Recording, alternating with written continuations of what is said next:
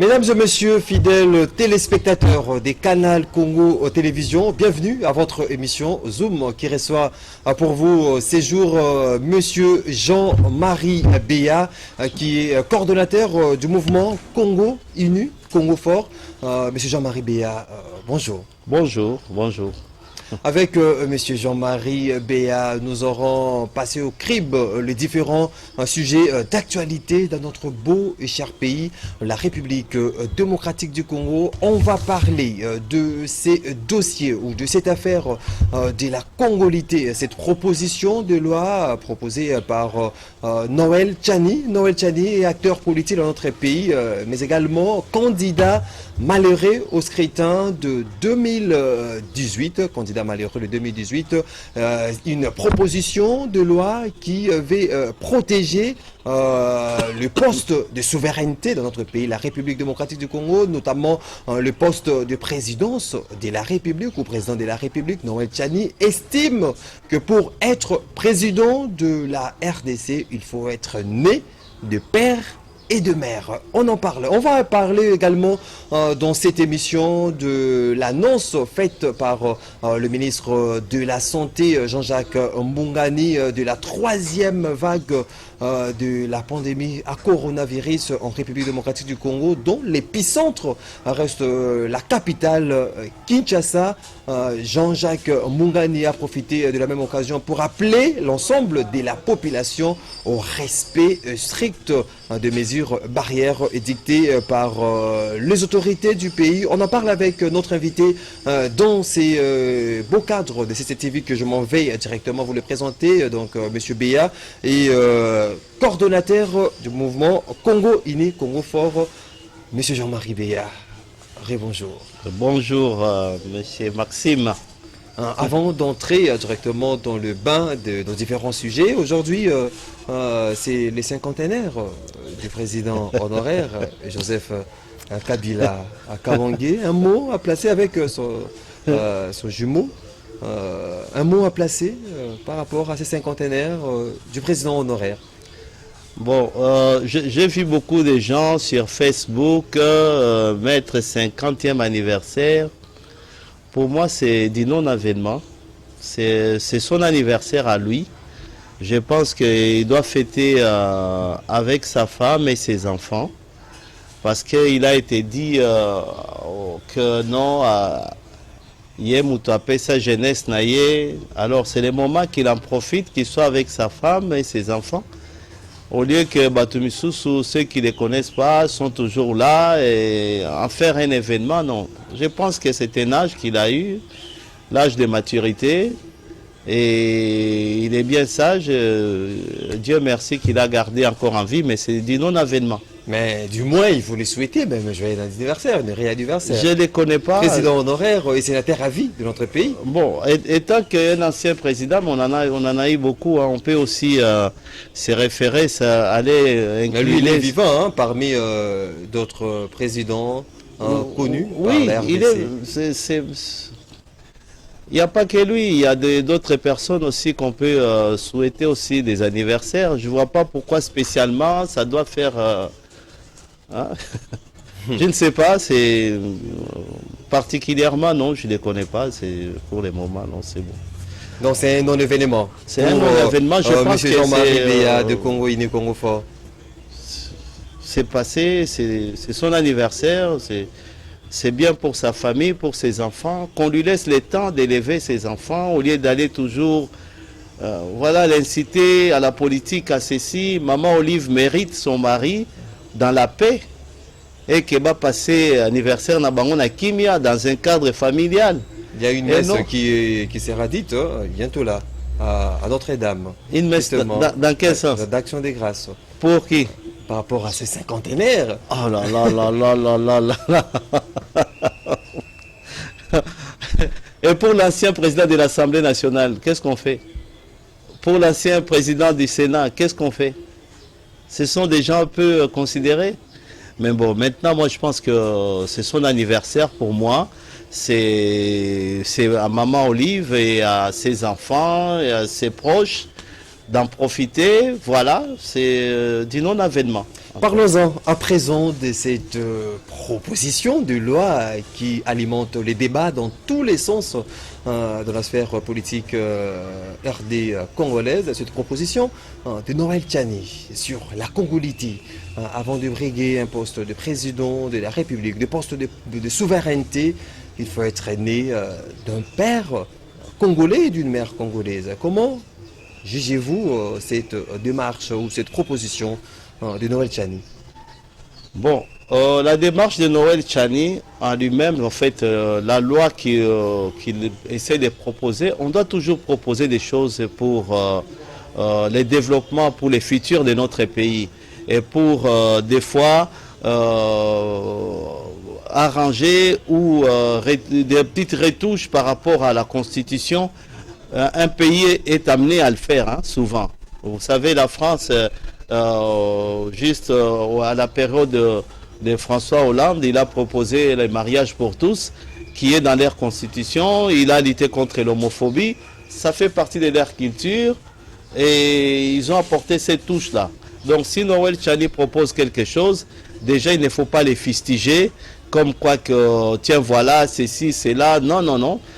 Cette loi, pour accéder à la magistrature suprême, elle trouve tout son sens.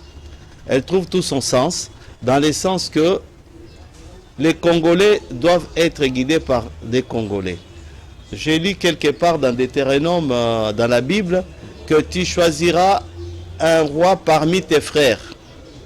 Donc dans ta famille, parmi tes frères. Pas parmi d'autres frères. Non, non, non, parmi tes frères, c'est-à-dire parmi les Israéliens. C'est là qu'on doit choisir un roi. Et on doit choisir un roi parmi les Congolais. Maintenant, cette loi, je ne sais pas qui est déjà candidat à la présidence. Parce que s'il y a déjà des candidats à la présidence, c'est que moi je suis en retard. Parce que j'y pense aussi y être aussi, en 2023. Donc vous moi, pensez être aussi candidat oui, tout en le monde, 2023. Tout le monde y pense. Vous avez déjà des aspirations. Mais tout le monde y pense. Mais maintenant, là, on soutient celui qui est en place. Je le soutiens à 100%. C'est lui qui est là, qui réalise quelque chose. Mais maintenant, si la personne se sent, il y a des personnes qui se sentent... Est-ce que ce n'est pas une proposition discriminatoire juste à l'horizon, parce qu'il y a beaucoup de personnes qui ont des ambitions de postuler en 2023, mais aujourd'hui, il s'est fait que non, d'autres personnes qui sont nées d'un papa congolais, d'une maman étrangère, ou d'une maman congolaise, d'un papa étranger, est-ce que c'est là ne pas une proposition discriminatoire qui vise ces différentes personnes? Justement, parlons-en, soyons plus clairs. On a vu sur les réseaux sociaux que cela fait bouger les camps de l'ensemble, les partis de Moïse Katumbi. Je ne comprends pas pourquoi est-ce que le président Moïse Katumbi peut tomber aussi bas en se mettant lui-même devant les caméras. Ce sont des réflexions faites par les Congolais, justement, par rapport, parce que c'est un ballon lancé par Noël Tchani à chaque Congolais de réfléchir dans son sens. Oui, oui, mais en même temps... c'est une proposition de loi qui est avantageuse pour notre pays, ou ce n'est pas du tout bonne pour la RDC. Je viens de les définir comme quoi que dans la Bible, il était écrit comme tel qu'on devait choisir parmi les frères, c'est-à-dire parmi les Israéliens. Il n'y avait pas un Moabite qui a dirigé Israël ou un autre. Donc maintenant, nous sommes des Congolais, nous devons être dirigés par un Congolais. Maintenant, si on revient par le fait qu'il doit être des mères et des pères congolais, là, ça trouve encore son sens. Je prends les cas de Moïse Katumbi qu'on en parle sur les réseaux sociaux et dont, d'après les réseaux sociaux, il serait des papas israéliens et des mamans zambiennes. Alors que la nationalité congolaise elle-même, elle est définie, la personne il est congolais, c'est lui qui a une origine congolaise, c'est-à-dire qui a une ethnie du Congo. Alors, pourriez-vous me dire l'ethnie de Moïse Katumbi? Il fait partie de quelle ethnie? Si on se réfère seulement à son père et à sa mère, il n'a pas d'ethnie. Nous sommes 400 ethnies. Quelle ethnie on peut l'affilier?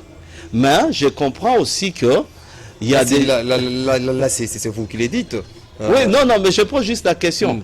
Par rapport à ce qui est écrit, par rapport à ce que Tchani avance, il avance comme quoi que son père est israélien.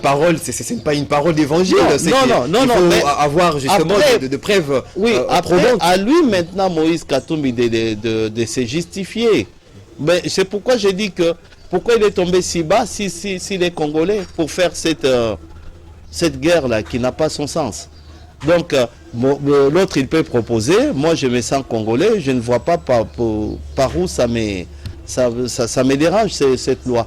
Ça ne dérange pas. Dans le sens où je me sens congolais. Et dans le sens où on ne se sent pas congolais, où le cas a été relaté sur Moïse Katumbi, dans ce sens-là, on ne voit pas l'ethnie de... Est-ce que je reviens encore à cette question.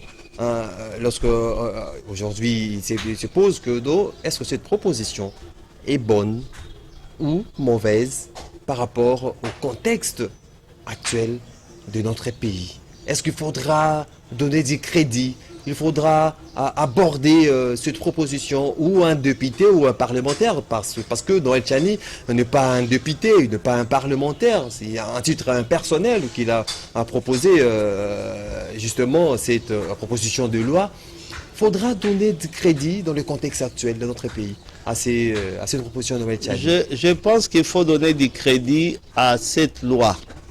Parce qu'il n'y a pas de temps, il n'y a pas un moment où on doit changer quelque chose, où on dit que non, ce n'est pas bienvenu maintenant. Non. Cette loi, parce que même Fayoul est en train de demander des réformes au niveau de la CENI, des réformes au niveau des votes, pourquoi pas? Donc vous mettez ça fait partie de réformes. Oui, ça fait partie. Ça fait partie si on peut le faire. Maintenant, est-ce qu'il y a quelqu'un qui se sent visé dans ce cas-là? C'est juste pour la magistrature. Et je voudrais que ça se limite qu'à la magistrature suprême, c'est-à-dire être président. Juste ça. Il y a tant d'exemples, hein, quand on voit que Moïse lui-même de la Bible qui est israélien, juif, qui a été élevé dans la maison du pharaon, mais on a vu quand il fallait choisir, Moïse a choisi les siens. Donc maintenant, si on prend quelqu'un même qui est avec nous, qui est resté avec nous, qui a fait beaucoup de choses, mais un jour quand on sera en guerre ou là, c'est dans le cadre de préjugés. Hein, oui, non, mais justement, le sang, il y a une interpellation du sang par après. C'est comme, je prends l'exemple des Libanais qui sont ici, qui sont restés, qui sont nés même ici, et qui parlent bien notre langue, qui connaissent bien l'histoire même du Congo, plus que d'autres jeunes qui évoluent en Europe. Mais si aujourd'hui on a par exemple la guerre avec les Libans, vous pensez que les Libanais, Abed Achour par exemple, il prendra quel parti? Il sera de quel parti si lui il est élu président Abed Achour un jour? Je l'ai dit ça comme ça. Il prendra quel parti? Donc ça trouve son sens d'avoir un président, d'avoir une personne qui est des mères et des pères congolais. Mais maintenant, il faut une évolution à cela. C'est ce que je vais marquer. Une personne qui est issue d'un père ou d'une mère étrangère, mais qui avait vécu ici au moins plus de 10 ans, cette personne n'a plus d'attache dans son pays d'origine. Donc cette personne-là doit accéder à la nationalité congolaise. Mais pour autant, cette personne a la nationalité congolaise, il se marie à une Congolaise, même si cette autre Congolaise est issue aussi des parents étrangers, tous les deux ils sont Congolais. Donc au niveau à la deuxième génération, dans ce cas-là, ils enfantent un enfant qui est congolais. Est-ce que vous n'avez pas peur de sorte que si aujourd'hui cette loi apprenait, cette proposition de loi apprenait corps ou un député prenait cette loi pour en faire un débat au niveau de l'Assemblée nationale, exécutée aussi, mise en vigueur, vous ne craignez pas qu'on s'apparente, la situation de l'RV s'apparente avec celle vécue en Côte d'Ivoire, avec cette question de l'ivoirité? Bon. Avec Hassan Ouattara avec Hassan Ouattara. C'est là où je vous expliquais tout à l'heure. J'ai dit, si les deux parents à l'origine, Bakoko, Bazali, étranger, mais Baboti, Bavandia Amingi, Bako, une nationalité, parce qu'ils sont restés longtemps ici. Et que par après, donc même ils sont restés longtemps ici, ceux qui n'ont plus d'attache dans leur pays d'origine. Alors, baboti bana, banana, bakobima ba Congolais, kaya par exemple, il y a Moïse Katumbi. Mais après, il y a Moïse Katumbi, banana ye, na bana ya madame na ye, baza ba Congolais à pire sang. Bakoza ba Congolais, ba rongo ba koki ko accéder. Parce que babota mena Moïse Katumbi aza Congolais lelo, et oyo, moi si na ye pas appelé Congolaise lelo, donc, ndenge baboti wana, bango mibale, moi na bango qui accéder à la magistrature suprême, là je suis d'accord. Donc à la troisième génération, moi je pense que Moutaki peut accéder. Mais pour dire que on a peur de ceci, de ça, je vous dis tout simplement que cette loi a bien existé au temps de Mobutu.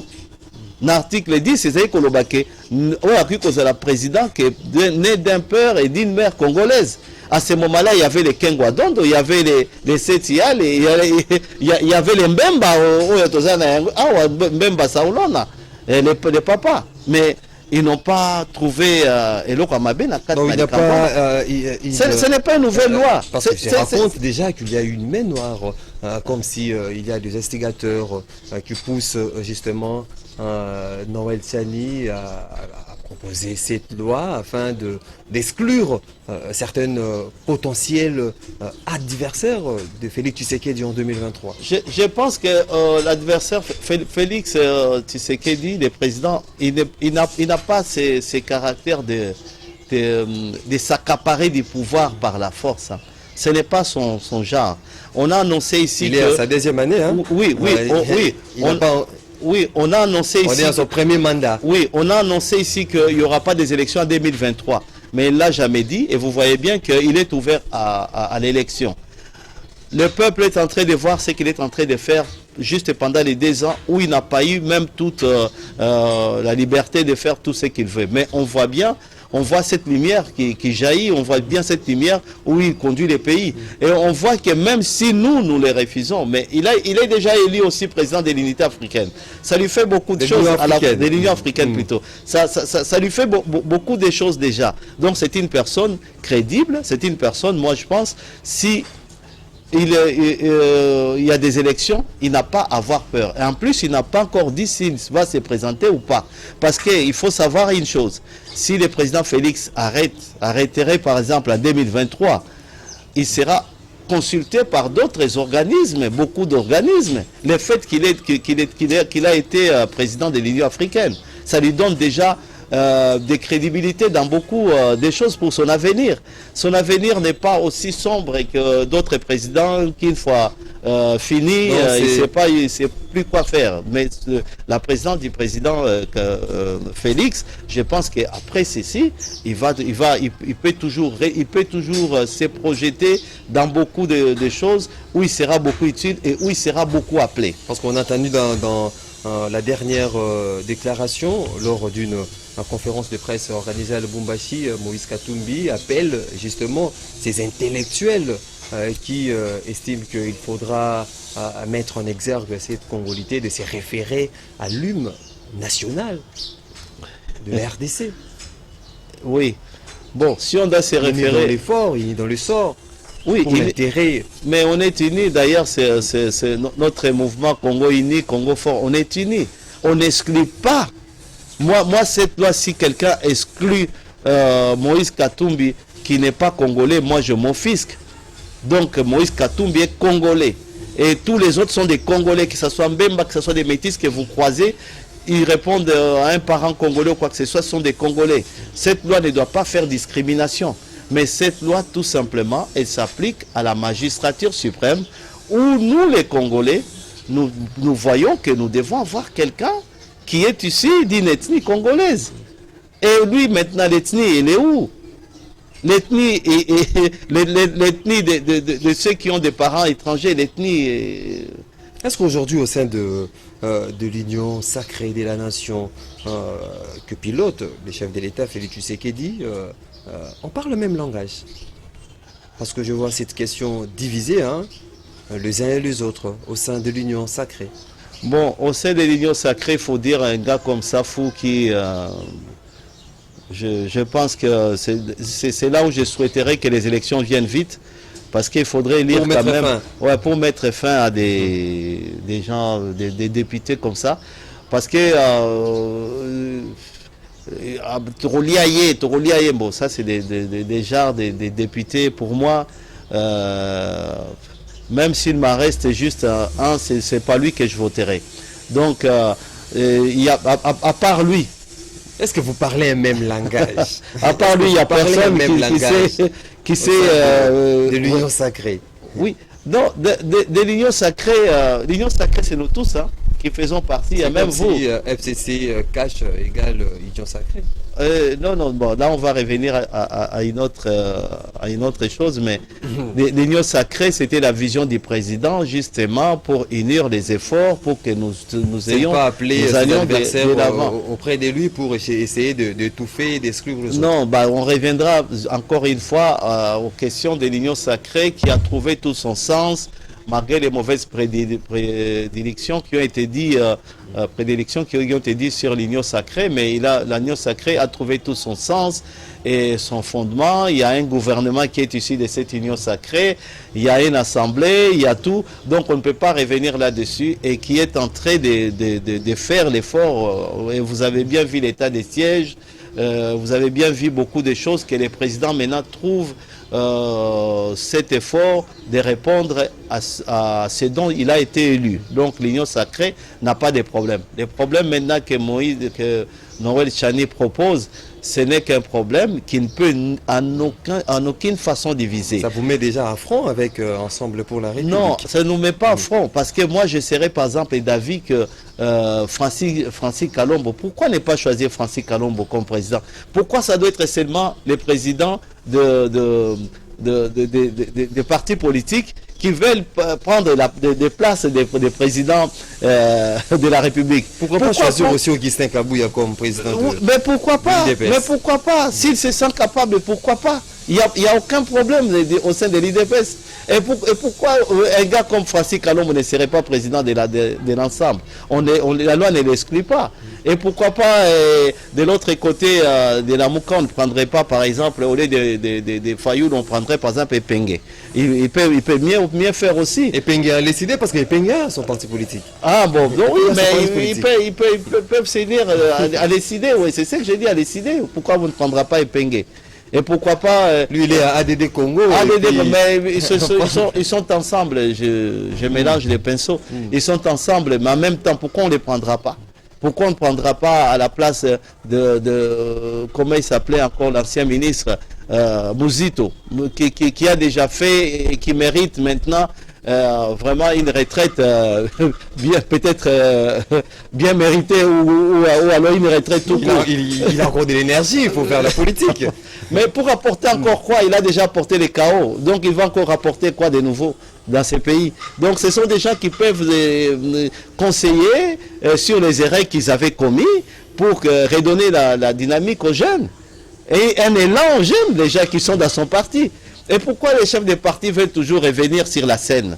C'est ça la question, que ce soit pour Moïse Katumbi. Il y a Francis Kalombo qui peut bien faire les choses. Il est aimé comme député. Vous appelez au remplacement de Moïse Katumbi par Francis Kalombo? Non, j'appelle tout simplement... Postulé en 2023. Non, oui, j'appelle tout simplement au bon sens que je ne vois pas pourquoi est-ce que ça peut diviser alors que l'ensemble a des candidats comme Francis Kalombo, comme tant d'autres qui peuvent faire face. Hein? Mais en même temps, je ne comprends pas aussi, encore une fois, cette démarche des élections. C'est comme si dans ces pays, on ne vit que de ça. On vient d'une élection, on a passé 2 ans à déboulonner, à faire ceci, à retrouver des marques, à faire des sortes, et trouver juste un chemin et une lueur. Et voilà que c'est juste c'est encore fragile. On pense déjà aux élections. Les prêtres nous parlaient aussi des élections de 2023. Mais vous voyez par exemple le président Macron. Est-ce que ce n'est pas le fait que le promesse contraste à la réalité? Les promesses peut-être de la campagne électorale, promettre la population ciel merveille, mais une fois à la tête du pays, il y a ça peine ces promesses-là à prendre corps. Oui, mais les promesses sont là. Aujourd'hui, la population réclame encore et à cri que les élections, qu'il y a une autre personne qui portera leur desiderata. Les gens doivent comprendre que notre pays a été plongé pendant 32 ans et 18 ans de Kabila, vraiment dans l'abîme, s'il faut le dire comme ça. Il faut voir l'état des routes, comment ils ont laissé. Il faut voir comment... Même les pays, au départ de Kabila, les pays étaient en guerre à l'Est. Donc vous voyez, donc pendant 18 ans, les pays ont vécu que des guerres. Alors maintenant, si on doit seulement la course au pouvoir, la course à la présidence, ce n'est pas une personne qui changerait ces pays. Mais c'est la mentalité de nous tous, c'est le combat de nous tous qui peut changer ces pays. Alors pourquoi maintenant cette course-là, à peine 2 ans, et voilà, on doit y aller, alors que le président Macron, vous savez que c'est au mois de novembre que normalement il doit y avoir des élections en France. Donc d'ici quelques mois. Mais ce que vous l'avez vu, c'est dire, tiens, voilà, je vais me représenter, je vais faire ceci. Non, il est en train juste de courir derrière les intérêts, l'intérêt de la France. Quand il convoque les sommets des pays africains, vous savez, c'est pourquoi? C'est pour que la France ait toujours la même mise sur les continents africains. Et pour que la France puisse vivre, et pour que la France puisse avoir un avenir. Et ils sont en train de calculer le lendemain. Nous sommes en train de calculer juste les pouvoirs pour les pouvoirs. Même si on me prend moi aujourd'hui, on me met à la place de Félix, j'aurai les mêmes problèmes. Même si on prend Fayoulou, il aura toujours les mêmes problèmes. Ce qu'il nous faut, c'est appuyer celui qui est en place. C'est Moïse là qui va apporter un vent nouveau. Mais on l'a avec nous. Donc, on l'a avec nous. Félix est en train de faire de merveilleuses choses. Mais on ne les voit pas parce qu'on pense que non, il faut du Boumounangue, il y en a nous. Mais non, on appuie celui qui est là et tout vient avec le temps. Il a promis, c'est vrai, il a promis des choses comme d'autres candidats dans le monde. Et ils promettent des choses, mais il faut voir ce qu'il est en train de réaliser. Aujourd'hui, nous avons l'armée qui se bat à l'Est, ce qui n'était pas le cas. Avant, l'armée, les rebelles tuaient des gens, et après, on insérait ces rebelles dans notre armée. Dis-moi, et après, il y avait encore un groupe qui s'est soulevé, qui tuait, qui violait, qui faisait n'importe quoi, etc. Oui, après, on reprenait encore ces rebelles une fois pour la retraite dans notre armée. Cela n'a jamais résolu un problème.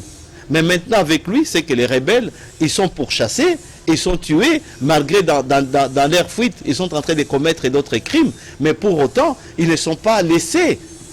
Voilà. Parlons-en en présent, parce que ça nous reste pratiquement 4 ans, 5 minutes.